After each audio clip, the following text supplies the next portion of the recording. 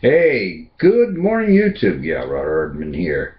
Hey, you all hear the news? John Boehner is going to step down at the end of October. Yes, breaking news today. First thing this morning, I heard all about it. Yes, Boehner has decided at this point it's time for him to go, and he will no longer stay in Congress after he steps down as Speaker of the House. So, farewell, Mr. Boehner. Alright, you screwed this country enough. Now, what kind of deal did Obama make with him since he's stepping down? I don't know. Very good question, though. So, since that came out, but something you all probably didn't hear, maybe a few of you did, and I haven't heard it talked about as of yet. Since the Pope came to visit, what was it, the 23rd? Came to the United States to visit the White House. Guess what they were doing during that display of the Pope? Yes, you're right. They were releasing another Guantanamo prisoner. This one they released happened to have been the personal bodyguard of his truly, Osama bin Laden. All right. And apparently he was one of the ones who had set up the actual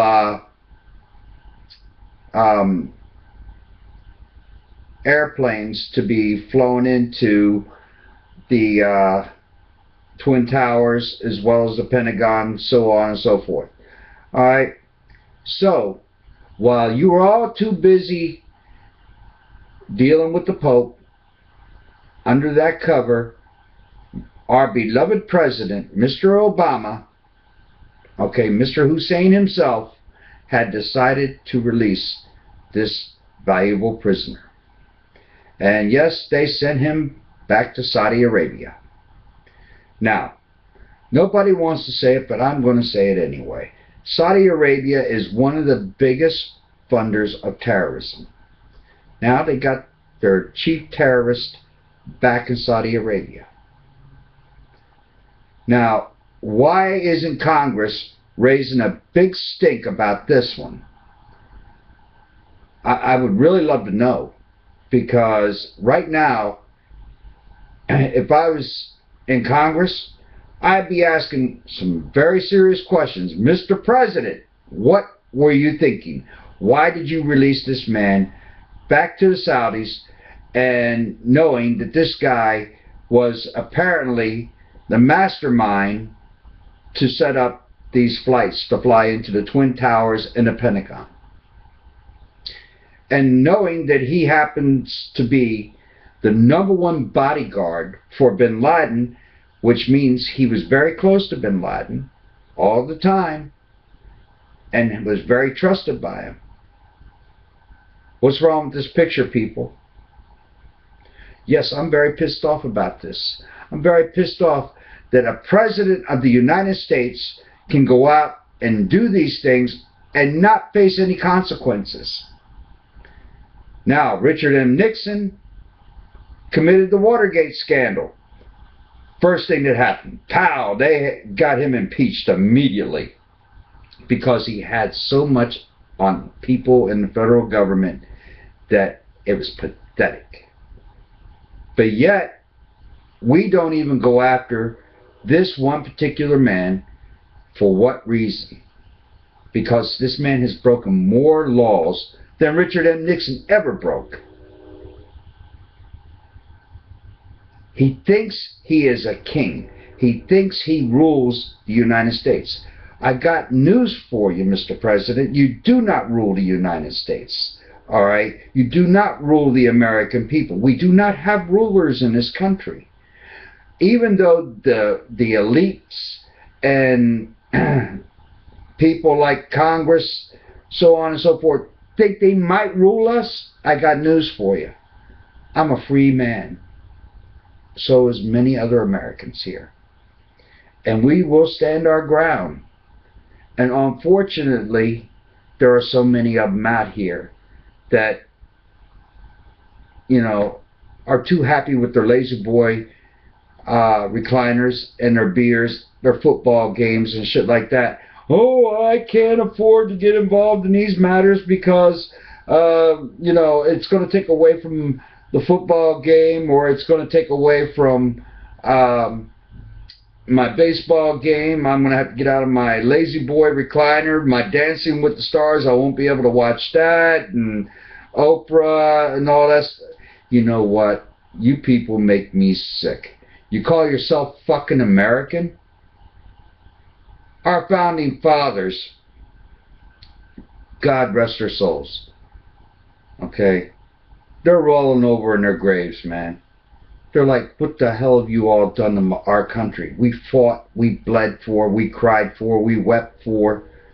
You know, we gave everything to this country in order for all you Americans to be free. And you go and you lose it all. Now, I'm not saying it started with Obama. It started way back. Alright? It started way back when the elites got their claws into the White House. Alright? The mafia got their claws into the White House.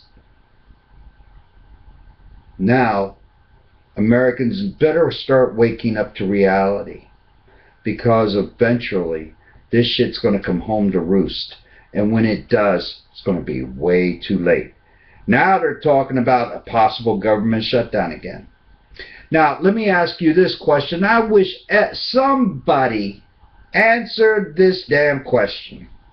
Okay? When the government shuts down, why do these people still get paid? That's ridiculous. When our office shuts down or we go on strike, I don't get paid. I really don't. I lose my job, I don't get paid. When these people get voted out of office, they continuously still get paid. Why is that? Have you ever questioned that? These people should not be getting a paycheck of hundreds of thousands of dollars a year because of the simple fact they ran for office and was in office. Alright? Used to be a time in history when you worked for Congress, you worked on the weekends, and you didn't get paid for this. I mean, of course, they were compensated in other ways, but they didn't get paid for it. Alright? But they had regular jobs. We need to go back to those days. But, you know what? Like they say, you want to get rich quick, become a friggin' politician. Anyway, you all weigh in on this. You give me your opinions, and please, somebody out there from the government, please explain to me why you people in Congress continuously still get paid once you're out of office, and what makes you think you got the right to be paid once you're out of office, as well as when the government shuts down, why you should have to be paid. You know what? There is no excuse for it. This is just ripping off the American taxpayer. Constantly. You're constantly in our pockets. Alright? Just like the Internal Revenue Service. Constantly in our pockets for no reason whatsoever. Because of the almighty dollar. Alright? And that's called control over the people. I can quote a few sayings here, but I'm not going to do that right now. Because my head is splitting. Tired, I've had a long night, and I gave a lot of thought to this. Anyway, I said my piece on this matter. Like I said, somebody weigh in on this. You all tell me what you think. Alright? Till next time, it's Rod Harden. Have a pleasant day. Be safe, people out there. And let's see on the 28th if these fools have predicted the world's going to ends. Because I guarantee you, we'll still be here on the 28th. Market might crash. I hope. But I don't see that happening either, okay? Because the elites will prop up the market even more so. Until next time, be safe, people.